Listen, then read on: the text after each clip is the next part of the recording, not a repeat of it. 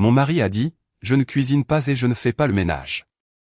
Si cela ne te plaît pas, dors dans une chambre séparée, quand je lui ai demandé de préparer le dîner.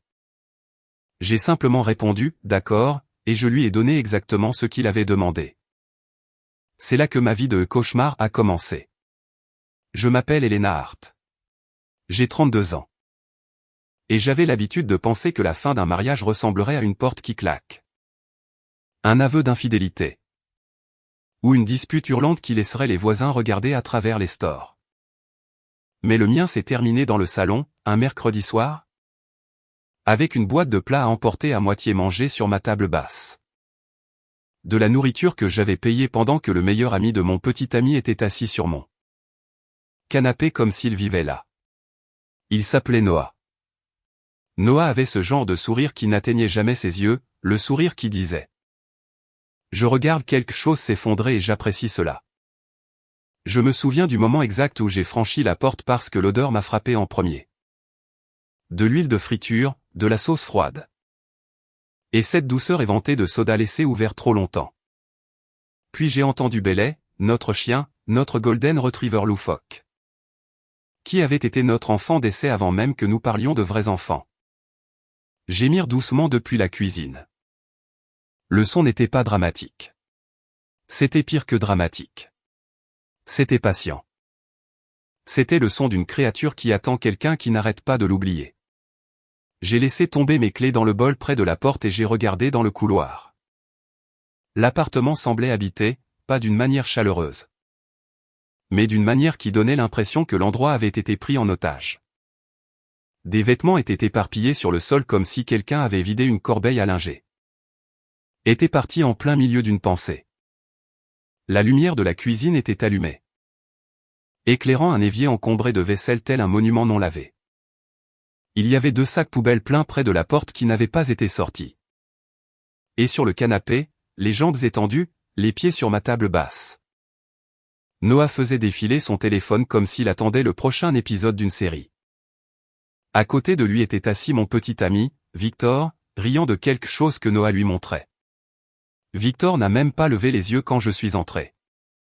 Pas au début, juste un petit rire paresseux comme si ma présence était un bruit de fond. Je suis resté là une seconde de plus que je n'aurais dû. Laissant la scène s'imprégner dans mon corps comme l'air froid s'installe dans les os.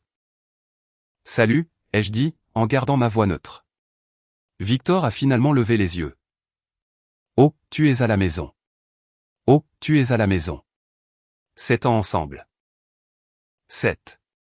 Réduit au ton que vous utilisez lorsque la livraison arrive. » Mes yeux se sont tournés vers les boîtes de plats à emporter. 2 boîtes, toutes 2 presque vides. Pas de 3e boîte. Ce qui signifie qu'ils avaient mangé et soit oublié que j'existais, soit s'en fichaient. Je suis entré dans la cuisine et me suis accroupi à côté de la gamelle de Bailey. Vide. Son bol d'eau était bas aussi. Le fond était cerclé de cette ligne visqueuse qui se forme quand personne ne prend la peine de le rincer. Bailey a pressé sa tête contre mon épaule comme pour des excuses qu'il ne me devait pas. J'ai gratté derrière ses oreilles et j'ai senti quelque chose se serrer dans ma poitrine. Pas encore de la colère, même pas de la tristesse. De la reconnaissance. J'ai rempli son eau. J'ai versé des croquettes dans sa gamelle. Le son a résonné dans la cuisine trop silencieuse comme si c'était la seule vraie responsabilité dont quiconque dans cet appartement se souvenait. Quand je me suis levé, je n'ai pas marché d'un pas décidé vers le salon. Je n'ai pas fait de crise. Je n'ai pas cherché la bagarre.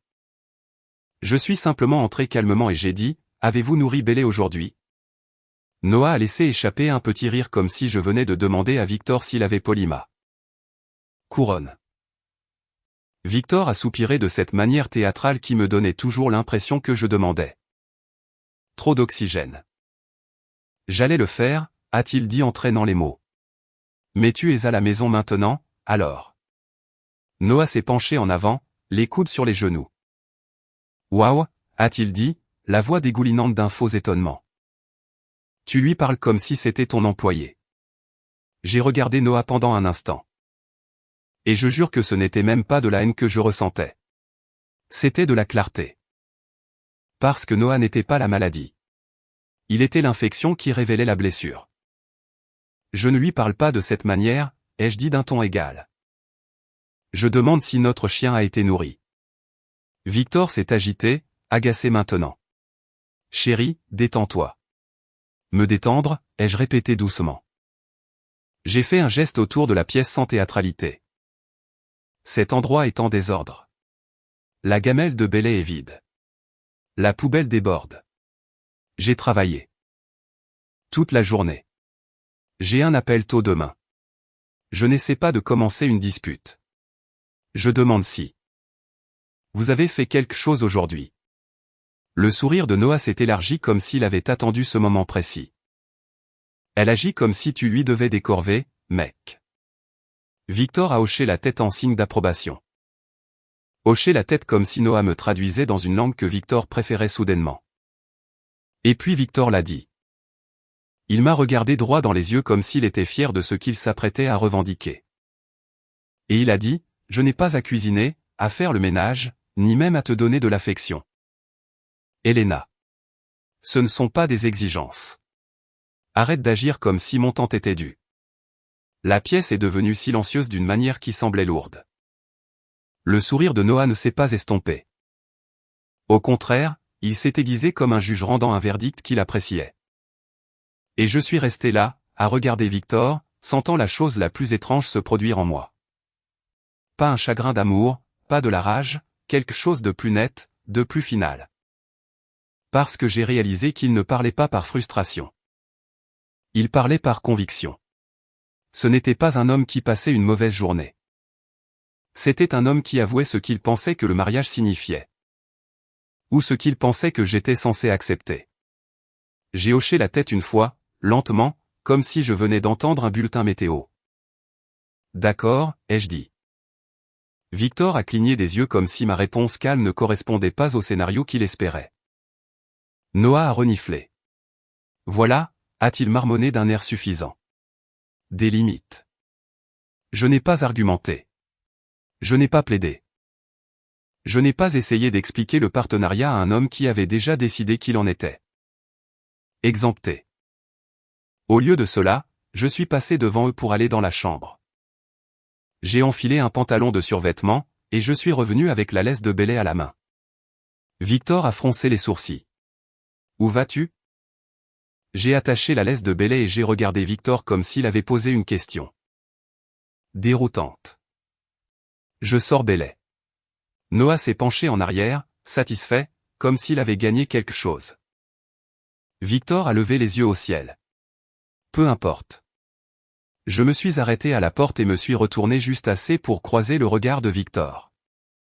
Tu as raison sur une chose, ai-je dit tranquillement. Je dois arrêter d'agir comme si les choses m'étaient dues. Victor a souri d'un air suffisant, me comprenant de travers complètement. J'ai ouvert la porte, Bailey trottant à côté de moi. La queue battante comme s'il croyait encore aux gens. Et alors que l'air du couloir frappait mon visage. J'ai pris une décision si calme qu'elle m'a presque effrayé. Si Victor croyait vraiment qu'il n'avait aucune obligation envers moi en tant que partenaire. Alors à partir de demain, je vivrai selon la même règle. Pas d'annonce, pas de discours, pas de drame, juste des conséquences. Avant que Victor ne devienne l'homme qui pouvait me regarder dans les yeux et me dire qu'il ne me devait ni effort, ni responsabilité, ni intimité, il était quelqu'un d'autre. Ou peut-être a-t-il toujours été cette personne. Et je l'ai simplement rencontré avant qu'il ne se sente assez en sécurité pour arrêter de faire semblant. Nous nous sommes rencontrés en 2016 lors d'un barbecue dans le jardin d'un ami commun. Le genre d'après-midi d'été paresseux où la musique est trop forte, les boissons sont tièdes. Et tout le monde se sent un peu plus optimiste qu'il ne le devrait. Victor s'est immédiatement démarqué, non pas parce qu'il était tapé à accent grave-l'œil, mais parce qu'il écoutait. Il posait des questions et attendait réellement les réponses. Il riait facilement. Il se souvenait des détails. Je me souviens avoir pensé, c'est quelqu'un qui est présent. Pendant longtemps, il l'a été. Ses premières années semblaient simples de la meilleure des manières. Nous avons emménagé ensemble après 1 an. Nous disputons de manière ludique sur les couleurs du canapé et sur le fait de savoir si les plantes étaient un engagement ou une décoration. Nous avons adopté Bailey sur un coup de tête après être passé devant un événement de réfugiés. Avoir juste voulu regarder. Bailey était ridicule, trop grand pour ses pattes, infiniment affectueux. Totalement convaincu qu'il était un chien de salon. Il est devenu notre ancre. Nous parlions de l'avenir en termes vagues et optimistes. Pas de délai rigide, pas de pression. Juste la supposition que nous construisions quelque chose ensemble. Et pendant un certain temps, nous le faisions. J'aimais cuisiner. Vraiment. Cela me détendait après de longues journées. Me donnait quelque chose de tangible sur lequel me concentrer. Victor disait qu'il admirait cela chez moi. Disait que cela donnait à notre appartement l'impression d'être un foyer. Il s'occupait des plans sociaux, des anniversaires, de maintenir le contact avec les amis. Ou du moins c'est ce que nous avions convenu à l'époque. Cela semblait équilibré. Si je cuisinais, il commandait les courses. Si je m'occupais de la lessive, il s'occupait du week-end. Si je remarquais que le chien avait besoin de plus d'exercice, il hochait la tête et disait « Oui. Je m'en occupe. » En y repensant maintenant. Je réalise à quel point « je m'en occupe » signifiait « tu t'en occuperas éventuellement ». Mais quand vous êtes amoureux, vous ne vérifiez pas les efforts. Vous supposez que cela s'équilibre. Aux alentours de la 5e année, les choses ont changé. Pas de façon spectaculaire, pas d'un seul coup. Victor a arrêté de me demander comment s'était passée ma journée. Et s'il le demandait, ses yeux se tournaient déjà vers son téléphone. Les conversations se sont raccourcies. Les plans sont devenus vagues. Les week-ends se sont transformés en on verra, ce qui s'est transformé en rien. Au début, je me suis dit que c'était normal. Les relations à long terme ont des saisons. Le stress au travail arrive. Les gens sont fatigués. Mais ce n'était pas de l'épuisement. C'était du désengagement. C'était aussi à peu près à l'époque où Noah est entré dans nos vies de manière plus permanente. Noah venait de traverser un divorce difficile. Il était charismatique, blessé d'une manière qui attirait les gens. Plein d'opinions qu'il livrait comme une sagesse acquise par la souffrance. Victor l'écoutait comme un disciple. Noah parlait beaucoup de liberté, de la façon dont les hommes donnent trop dans les relations. De la façon dont les attentes sont des pièges. Victor a commencé à répéter des phrases que je ne reconnaissais pas comme les siennes. Charge émotionnelle, normes irréalistes, les femmes en veulent toujours plus. J'ai essayé de ne pas réagir de manière excessive. J'ai essayé de rester curieuse au lieu d'être sur la défensive. Mais autre chose a commencé à me déranger. Quelque chose de plus petit, mais de plus aigu. Chaque fois que Noah mentionnait l'ex de Victor, Trish, Victor réagissait. Pas ouvertement, pas de manière évidente. Juste un délai d'une demi-seconde, une mâchoire serrée, un changement de ton. Ils avaient rompu bien avant que je n'entre en scène. Je ne me suis jamais senti menacé par Trish. Mais Victor n'a jamais aimé que son nom soit mentionné. Jamais plaisanté sur ce chapitre comme le font les gens quand il est vraiment clos. Je l'ai remarqué. Je l'ai noté. Pendant ce temps, à la maison, l'équilibre a basculé tranquillement. Les courses ont cessé d'apparaître à moins que je ne les achète. Les promenades de Bailey sont devenues plus tardives. La vaisselle traînait plus longtemps. La poubelle attendait près de la porte. Quand je posais des questions à ce sujet, Victor disait « J'allais le faire ?» ou « Je n'avais pas remarqué » ou « Tu es meilleur à ces choses-là ». Meilleur. Pas responsable. Meilleur. La distance émotionnelle a grandi en même temps que la distance physique. Le contact est devenu rare. L'intimité semblait programmée, mécanique, quelque chose qu'il tolérait plutôt qu'il ne désirait. J'ai essayé d'en parler doucement, avec précaution. Est-ce que ça va? Quelque chose te dérange? Ai-je fait quelque chose? Victor avait toujours une réponse qui ne menait nulle part. Je suis juste fatigué. Le travail a été chargé. J'ai besoin d'espace. Et chaque fois que j'acceptais cela, je mettais mes propres besoins plus bas sur la liste. Au moment où Noah était là 3 ou 4 soirs par semaine. Au moment où Victor passait plus de temps à se plaindre à lui qu'à me parler. Au moment où j'ai réalisé que j'étais seul dans une relation qui comptait techniquement 2 personnes.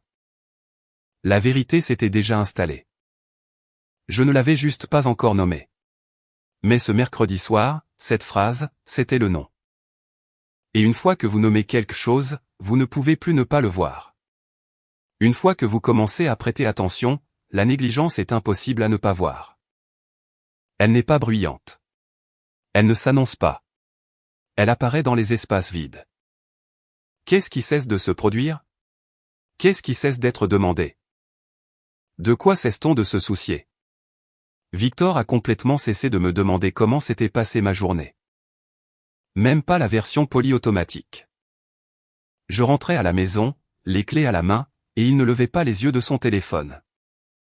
Je mentionnais quelque chose de stressant ou d'excitant. Et ses réponses devenaient des réponses toutes faites. C'est fou. Ouais. Il était physiquement présent, mais mentalement ailleurs. Comme un homme attendant que quelque chose de mieux se charge. L'appartement en était le reflet. La vaisselle s'empilait. La poussière s'accumulait. Le linge attendait. Non pas parce que Victor ne le voyait pas, mais parce qu'il ne s'en sentait pas responsable. Bélé le sentait aussi. Ses promenades devenaient irrégulières. Sa gamelle était souvent vide. Quand je rentrais à la maison, je demandais à Victor s'il l'avait sorti. Et il disait, je pensais que tu l'avais fait.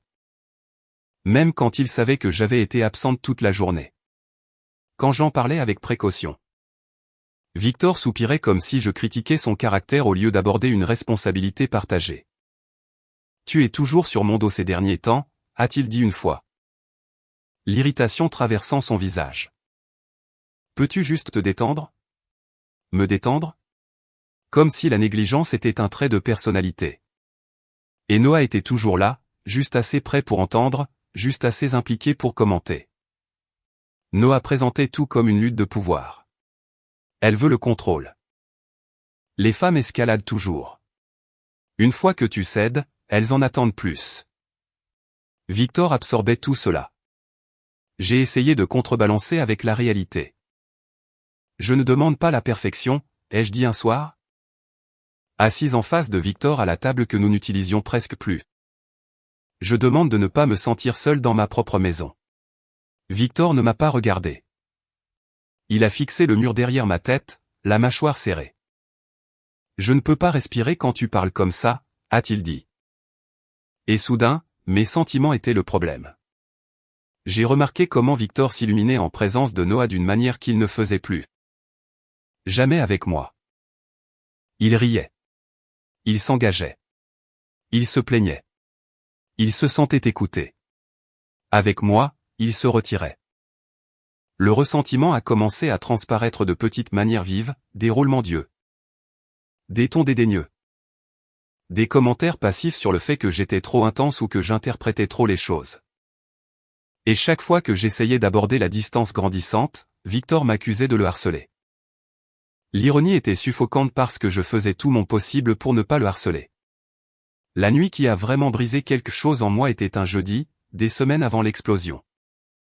J'avais eu une journée brutale au travail. Le genre où tout s'accumule et rien ne va. Tout ce que je voulais, c'était rentrer à la maison. Manger quelque chose de chaud et m'asseoir en silence avec quelqu'un qui me semblait être mien. Je suis entré pour trouver l'appartement à nouveau en désordre. Noah était à nouveau là. Bélé faisait à nouveau les 100 pas. Victor riait à nouveau devant son téléphone. Je suis resté là un moment, observant la scène comme une étrangère, et pour la première fois. Je ne me suis pas senti en colère. Je me suis senti invisible. J'ai demandé tranquillement à Victor si nous pouvions parler plus tard. Juste nous deux. Noah a reniflé. C'est reparti. Victor ne l'a pas fait taire. Victor lui a souri. C'est là que j'ai compris. Ce n'était pas seulement de la négligence. C'était un alignement. Victor avait choisi son camp, et ce n'était pas le mien. Je suis allé me coucher ce soir-là sans un mot de plus.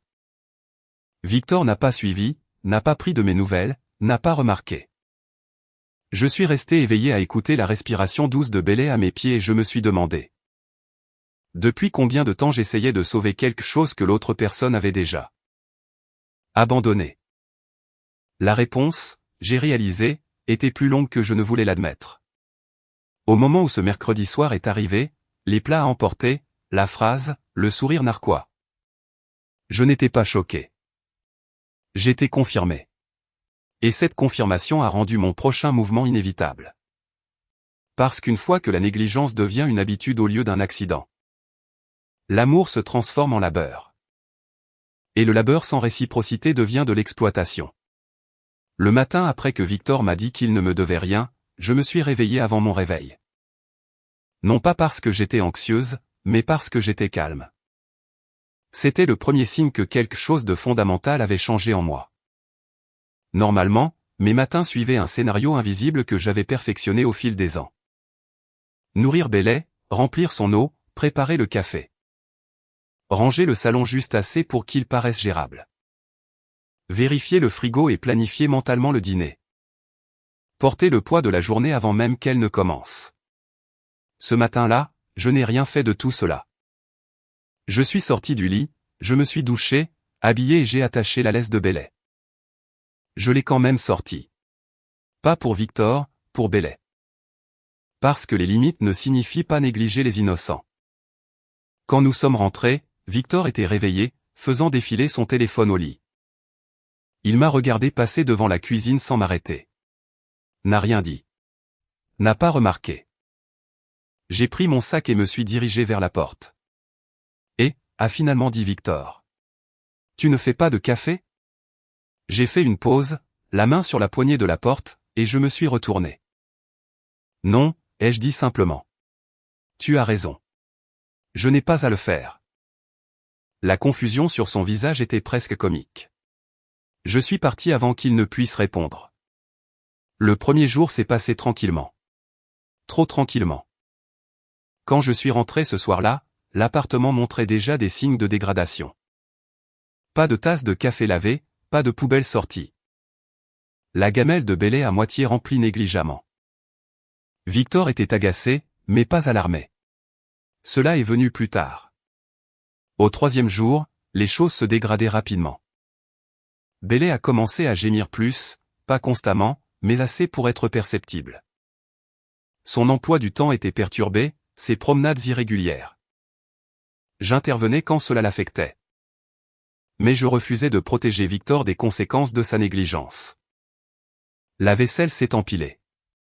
La poubelle sentait mauvais. Le linge débordait. Victor s'attendait à ce que je craque. Au lieu de cela, j'ai mangé mes propres repas. Préparé le dimanche, des contenants étiquetés, mon nom écrit clairement dessus. J'ai gardé ma nourriture séparée dans le frigo. Je ne lavais que ma vaisselle. La première fois que Victor l'a remarqué, il a fixé le frigo comme s'il l'avait trahi. « Pourquoi y a-t-il ton nom sur tout ?» a-t-il demandé. « Pour que nous ne nous trompions pas », ai-je dit calmement. Il a ricané. « C'est puéril. » Je l'ai regardé. « Je respecte juste tes limites. » Cette phrase a commencé à le hanter. À la fin de la première semaine, Victor était constamment irrité, colérique. S'emportant pour un rien. Il m'a envoyé un texto pendant le travail un après-midi. « Peux-tu faire les courses en rentrant ?» J'ai répondu, « Je prendrai de la nourriture pour moi. » Il y a eu une longue pause. Puis, « Tu es sérieuse en ce moment ?» Oui. Quand je suis rentré à la maison, il faisait les 100 pas dans la cuisine, téléphone à la main. Répétant clairement une dispute. « Tu agis comme si nous étions des colocataires », a-t-il dit. J'ai haussé les épaules.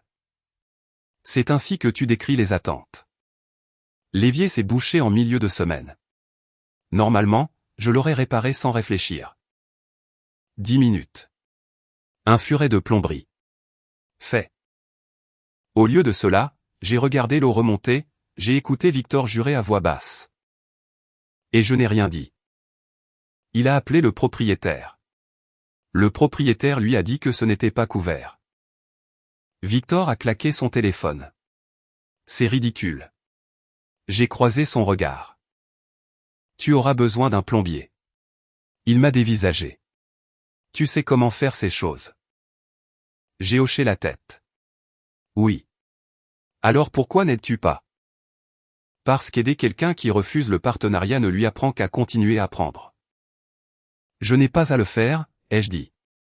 C'est alors que quelque chose a changé dans son expression. Pas de la colère, de la peur. L'appartement a commencé à sentir. Pas de façon dramatique, juste assez pour que ce soit désagréable. Victor a commencé à commander des plats à emporter constamment, laissant des contenants partout. Mangeant devant moi comme si j'allais céder et nettoyer après lui. Je ne l'ai pas fait. Et puis, 2 semaines plus tard, Victor a essayé une tactique différente. Il est entré dans la chambre un soir, portant une eau de Cologne qu'il n'avait pas utilisée depuis des années. Il avait changé les draps, tamisé les lumières, s'attardant trop près. Je l'ai regardé et n'ai rien ressenti. Il a touché mon bras. Nous avons été distants, a-t-il dit doucement. Nous devrions nous reconnecter. J'ai pensé à ces mots de ce mercredi. J'ai doucement retiré sa main. Tu as dit que tu n'avais pas à être intime avec moi, lui ai-je rappelé. Cela fonctionne dans les deux sens. La blessure sur son visage a été immédiate, réelle. Comme s'il ne lui était jamais venu à l'esprit que l'autonomie pouvait être mutuelle. L'affection transactionnelle ne m'intéresse pas, ai-je dit.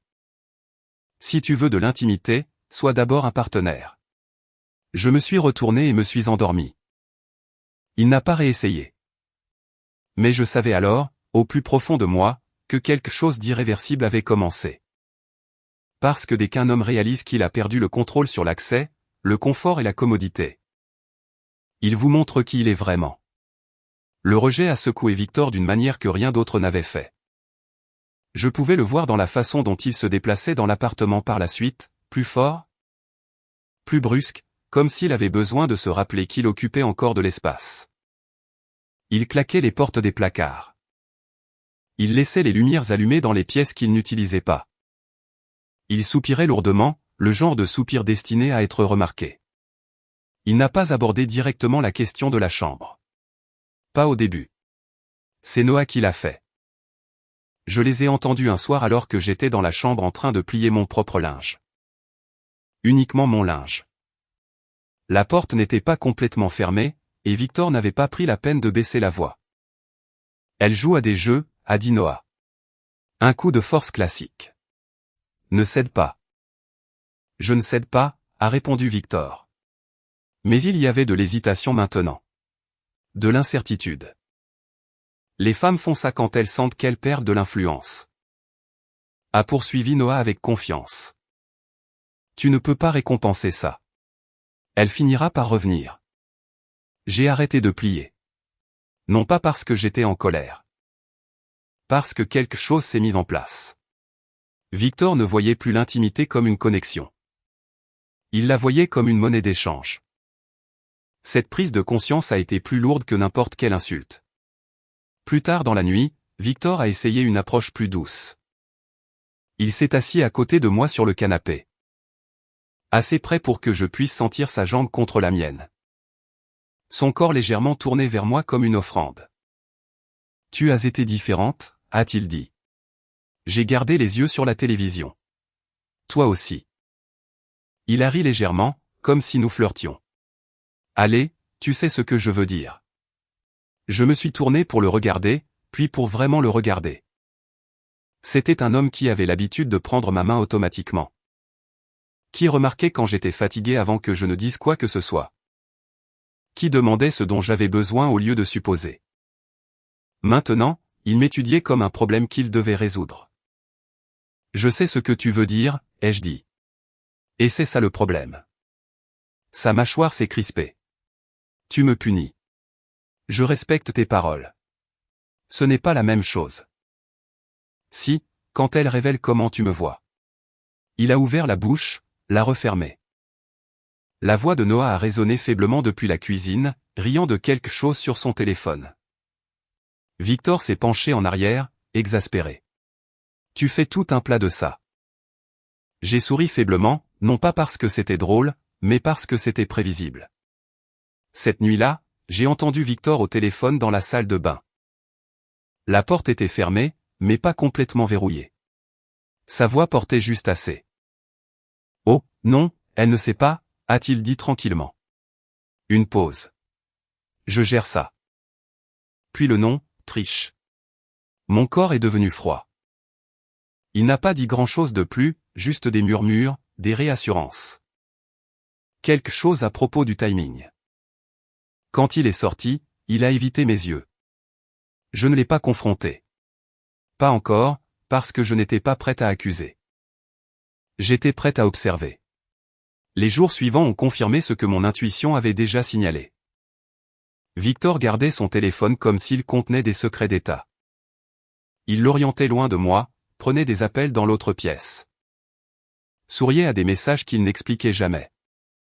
En même temps, son comportement envers moi oscillait de manière extravagante. Un moment, il était distant et dédaigneux. Faisant écho à la rhétorique de Noah sur l'indépendance et les limites.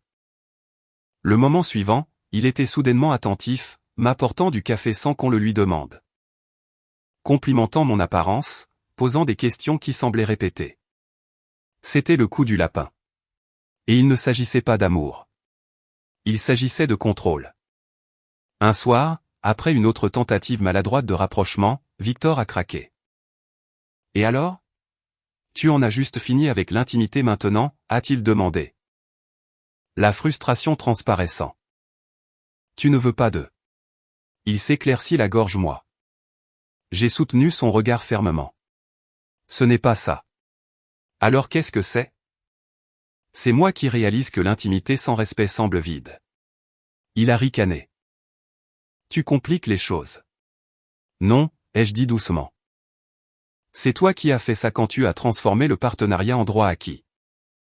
Il m'a dévisagé comme s'il ne reconnaissait pas la femme en face de lui. Et peut-être qu'il ne la reconnaissait pas, parce que la femme qui avait l'habitude d'expliquer, de négocier, d'adoucir ses mots pour qu'ils ne se sentent pas attaqués, elle était partie. À sa place se tenait quelqu'un qui avait enfin compris les règles du jeu et avait décidé d'arrêter. De jouer. Derrière la frustration de Victor, derrière les conseils empoisonnés de Noah. Derrière l'apparition soudaine du nom de Trisha, il y avait de la panique. Et la panique, j'apprenais, rend les gens imprudents. Si l'intimité a ébranlé l'ego de Victor, l'argent a complètement brisé l'illusion. Pendant des années, j'avais discrètement absorbé le déséquilibre financier sans l'appeler par son nom. Non pas parce que nous nous étions mis d'accord sur une répartition inégale. Mais parce que chaque fois que Victor était à court, j'intervenais, loyer, charges, courses. Facture de vétérinaire, abonnement qu'il oubliait d'annuler. Je me disais que c'était temporaire. Que le partenariat signifiait flexibilité. Ce que je n'avais pas réalisé, c'est que la flexibilité s'était transformée en attente. La semaine après l'avoir refusé au lit, j'ai ouvert un nouveau compte courant pendant ma pause déjeuner. Pas de drame, pas de colère, juste des maths. J'ai sorti les relevés bancaires des 2 dernières années, j'ai surligné les dépenses communes. J'ai calculé ce que la moitié représentait réellement, pas ce que Victor supposait. Le chiffre m'a surprise moi-même. J'avais couvert près de 70% de nos frais de ménage. Ce soir-là, je me suis assise à la table avec mon ordinateur portable ouvert et les chiffres bien présentés. Victor a jeté un coup d'œil à l'écran, puis à moi. « Qu'est-ce que c'est ? » « Nos dépenses, ai-je dit calmement. Divisées équitablement. Voici à combien s'élève réellement ta part. Il a ri une fois, un rire sec et incrédule. Ça ne peut pas être juste. Ça l'est. J'ai fait glisser le détail vers lui. Loyer, charges, internet, dépenses pour le chien, service de streaming. Sa facture de téléphone sur mon forfait, son assurance auto sur ma police. Son visage a pâli en parcourant les chiffres. Je ne savais pas que c'était autant. Il s'éclaircit la gorge, a-t-il dit tranquillement. Je sais, ai-je répondu. Parce que tu n'as jamais eu à le savoir. Je lui ai dit que j'avais annulé son accès à mes cartes de crédit. Que je l'avais retiré de mes comptes de streaming, qu'à partir du mois prochain, il serait responsable de sa part. Fini les subventions silencieuses. Le choc de Victor s'est transformé en colère presque instantanément. C'est du contrôle financier, a-t-il lâché. Tu essaies de me contrôler. Je n'ai pas haussé la voix. Attendre d'un adulte qui a un emploi qu'il paie sa juste part n'est pas de profiter de l'autre. Attendre de ton partenaire qu'il finance ta vie pendant que tu ne contribues en rien. Ça l'est. Il a ouvert la bouche, l'a refermée. La voix de Noah est arrivée de la cuisine comme une horloge. Elle te manipule, mec. C'est un cas d'école. Je me suis tourné vers Noah. Tu proposes de l'aider à payer ses factures? Silence. Victor a lancé un regard à Noah, l'irritation traversant son visage pour la première fois. Noah a haussé les épaules. Je dis juste. Je sais ce que tu dis, ai-je interrompu. Tu dis que la responsabilité ressemble à de l'oppression quand on a l'habitude d'être porté. Noah a ricané. A pris sa veste et est parti avec un commentaire marmonné sur les dynamiques malsaines. La porte a claqué. Victor est resté là, la mâchoire serrée, les poings serrés. Tu es en train de tout faire exploser. Non, ai-je dit. Je regarde enfin les choses en face.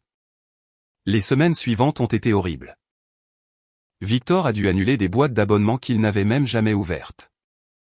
Réduire ses sorties nocturnes. Regarder réellement son compte en banque.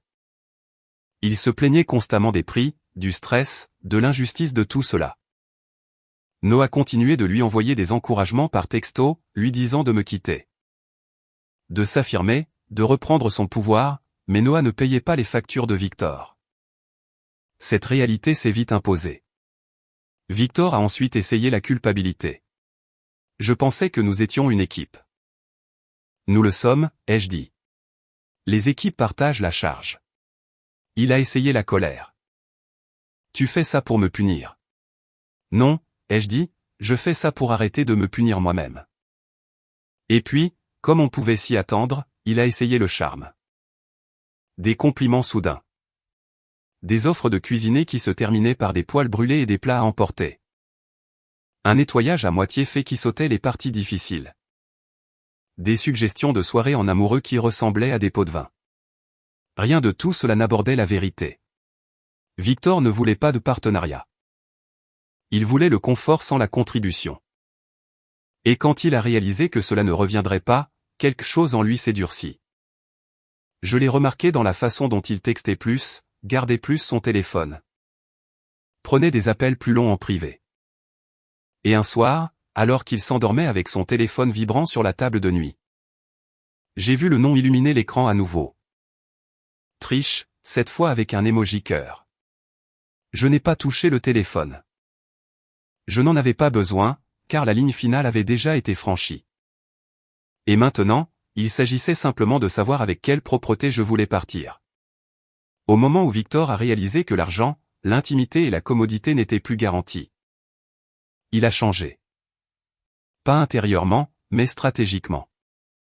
Cela a commencé par des excuses qui sonnaient justes, mais semblaient creuses. J'ai réfléchi, a-t-il dit un matin. Appuyé contre le comptoir comme si c'était une réinitialisation décontractée. Je n'ai pas été à la hauteur comme je le devrais. J'ai attendu. Les vraies excuses ne se précipitent pas vers la ligne d'arrivée. Il a poursuivi, je suppose que je n'avais pas réalisé à quel point tu étais sous pression. Voilà. Je n'avais pas réalisé. Pas que je t'ai blessé. Pas que j'ai profité de toi. Juste de l'ignorance. Une ignorance commode et semblable. Le soir même, il a préparé le dîner, ou a essayé. Le détecteur de fumée s'est déclenché. Le poulet était sec. La cuisine était dans un pire état après qu'avant. Avant de commencer, il m'a observé attentivement pendant que je mangeais ma portion. Comme s'il attendait des applaudissements. Tu vois, a-t-il dit, j'essaie. Je sais, ai-je répondu. Et je le pensais, mais l'effort sans responsabilité n'est qu'une performance. La semaine suivante, Victor est devenu presque serviable. Trop serviable. Il a passé l'aspirateur dans la moitié du salon, a essuyé le comptoir, mais pas l'évier. A sorti bêler une fois, puis l'a annoncé comme un acte héroïque. Il a suggéré des soirées en amoureux, des soirées cinéma, de se reconnecter. Chaque offre portait la même attente non dite, maintenant. Les choses peuvent revenir à la normale. Mais je n'étais plus confuse. La normale était le problème. Un soir, alors que nous étions assis aux extrémités opposées du canapé à regarder quelque chose dont aucun de nous ne se souciait, Victor a tendu la main vers la mienne. Je ne l'ai pas retirée. Je n'ai simplement pas serré en retour. « Tu es toujours en colère ?» a-t-il dit tranquillement. « Je ne suis pas en colère », ai-je répondu. « Je suis consciente. » Il a froncé les sourcils. « C'est pire. » Il avait raison. Parce que la conscience ne négocie pas. Quelques jours plus tard, j'ai remarqué une dépense sur notre relevé commun que je n'avais jamais vue auparavant. Pas importante, pas dramatique. Un restaurant à l'autre bout de la ville, un où je n'étais jamais allé avec Victor. La date et l'heure correspondaient à l'une de ces soirées de travail tardive.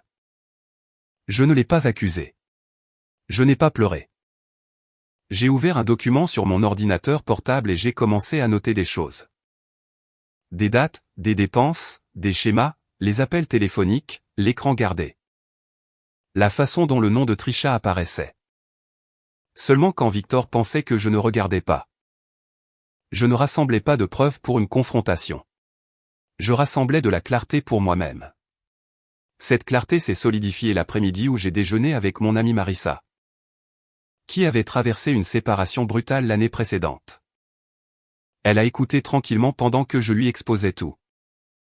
La négligence, le sentiment de droit, l'influence de Noah, la réapparition de Trisha. Quand j'ai eu fini, elle n'a pas halté ni interrompu. Elle a juste dit, « Tu sais déjà ce que c'est. » J'ai hoché la tête. Tu décides juste combien de temps tu veux vivre dedans. Ce soir-là, Victor a tenté un dernier grand geste. Des fleurs, une bouteille de vin, une musique douce en fond sonore. Cela aurait fonctionné sur la femme que j'étais.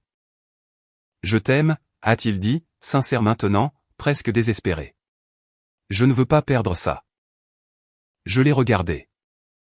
Vraiment regardé l'homme qui m'avait vu tout porter et appelait cela un droit acquis. L'homme qui n'a essayé de changer qu'une fois que le coup est devenu personnel. Je ne pense pas que tu m'aies jamais aimé, ai-je dit doucement. Je pense que tu as aimé à quel point ta vie était facile avec moi dedans. Son visage s'est décomposé. Et à ce moment-là, j'ai su qu'il ne s'agissait pas de réparer quoi que ce soit. Il s'agissait d'y mettre fin proprement. Parce que les faux revirements ne mènent pas à de vrais avenirs. Ils ne font que retarder l'inévitable. Une fois la décision prise, c'était étonnamment calme en moi. Pas engourdie, pas froide, résolue. Je n'ai rien annoncé. Je n'ai pas menacé. Je n'ai pas exigé une conversation finale pour avoir une clôture. J'avais déjà eu toute la clôture dont j'avais besoin. Le genre qui arrive quand on arrête enfin d'espérer que quelqu'un deviendra ce qu'il promet d'être. 2 jours plus tard, j'ai rencontré Claire. Marissa me l'avait recommandé avec une simple phrase, elle ne dramatise pas. Elle protège. Le bureau de Claire était sobre. Des lignes épurées, des couleurs neutres. Rien n'invitait à l'émotion. Et j'ai apprécié cela. Je lui ai tout raconté. Ces temps distillés en fait plutôt qu'en sentiment. Le déséquilibre, les finances. La façon dont Victor s'était retiré bien avant de le dire à voix haute. Claire a écouté, a pris des notes. A posé des questions qui n'étaient pas réconfortantes mais précises. Y a-t-il des enfants? Non. Des biens partagés? Non. Des comptes joints? Oui. Elle a levé les yeux vers moi. Êtes-vous certaine? J'ai pensé à la gamelle vide de Bellet. Au sourire de Noah. À la phrase de Victor. Je n'ai pas à cuisiner, à faire le ménage, ni même à coucher avec toi. Oui, ai-je dit. Je suis certaine. Elle a hoché la tête une fois. Alors nous allons de l'avant. Les papiers ont été préparés plus rapidement que je ne l'attendais. Termes de séparation, division des biens, simple, propre, sans théâtralité. J'ai récupéré le dossier un mardi après-midi. Le ciel était gris de cette manière terne et non dramatique qui rendait tout réel. Quand je suis rentré à la maison, Victor était sur le canapé, téléphone à la main. Chaussures enlevées, l'appartement dans son état habituel de semi-négligence. Il a à peine levé les yeux quand je suis entré. J'ai posé l'enveloppe Kraft sur la table basse entre nous. « Qu'est-ce que c'est » a-t-il demandé, distrait. « Quelque chose que tu devrais lire. » Il a froncé les sourcils, enfin. Posant enfin son téléphone, il a sorti les papiers. J'ai regardé son visage changer. Confusion, reconnaissance, panique. « Tu es sérieuse » a-t-il demandé, la voix tendue. « C'est une tactique, n'est-ce pas » J'ai secoué la tête. « Non. Tu essaies de me faire peur. » « Non. C'est pour le contrôle. » « Non. » Il s'est levé brusquement, faisant les 100 pas maintenant. « Tu ne peux pas simplement faire ça. »« Je peux » ai-je dit calmement. « Et je le fais. » Sa voix s'est brisée. « Après tout. » J'ai croisé son regard. « Exactement, après tout. » Les jours qui ont suivi ont été chaotiques. Victor a alterné les émotions comme s'il essayait de trouver la bonne combinaison pour me déverrouiller à nouveau. Pleurant une minute, accusateur la suivante, promettant une thérapie, promettant le changement. Promettant tout ce qu'il n'avait jamais offert quand cela comptait vraiment. Il m'a appelé au travail à plusieurs reprises jusqu'à ce que je bloque son numéro et lui dise que toute communication devait passer par Claire. Cela ne l'a pas empêché de se présenter à mon immeuble de bureau un après-midi, essayant de me voir pendant le déjeuner. La sécurité l'a escorté dehors. Cette nuit-là, j'ai reçu un déluge de messages de numéros inconnus. Lui empruntant des téléphones, désespérés et déséquilibrés. Noah a disparu dès que les choses sont devenues incommodes. C'est drôle comme les conseils sur l'affirmation de soi s'évaporent quand ils exigent de la responsabilité. Une semaine plus tard, Victor s'est présenté en pleurant, disant qu'il avait coupé les ponts avec Noah. Qu'il voyait enfin à quel point l'influence avait été toxique. Qu'il avait fait une erreur en écoutant quelqu'un d'autre que moi. Cela aurait pu signifier quelque chose si cela n'était pas venu après les papiers. Les promesses faites sous pression ne sont pas de la croissance. C'est de la peur, et la peur n'est pas une fondation. 2 semaines après le début du processus, l'implosion inévitable s'est produite. Victor et Noah ont eu une énorme dispute. J'en ai entendu parler par des amis communs. Comment Noah a accusé Victor d'être faible, de me laisser gagner. Comment Victor a craqué et a reproché à Noah de l'avoir encouragé à traiter notre relation comme une compétition au lieu il s'éclaircit la gorge d'un engagement. Ils avaient tous les deux raison et étaient tous les deux sans importance pour moi maintenant. Victor a essayé d'utiliser les retombées comme preuve de changement. J'élimine les mauvaises influences, a-t-il dit par l'intermédiaire de Claire. Est-ce que cela ne compte pas pour quelque chose? Si, mais pas assez. Parce que la vérité était simple et immuable. Si je devais partir pour qu'il écoute enfin, alors il m'avait déjà perdu.